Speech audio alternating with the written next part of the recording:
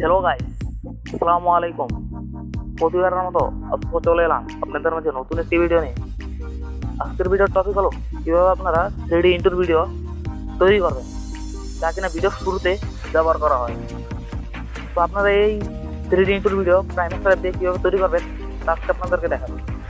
আর কিনেমাস্টার app সেটার link description দেওয়া আছে, প্লে স্টোরে পেয়ে যাবেন। আর যদি বিনা ওয়াটারমার্ক অ্যাপটা নামাতে চান তো এই নিয়ে আমার একটা ভিডিও তৈরি করা আছে কিনেমাস্টার অ্যাপের, তো আপনারা অবশ্যই গিয়ে দেখে আসবেন।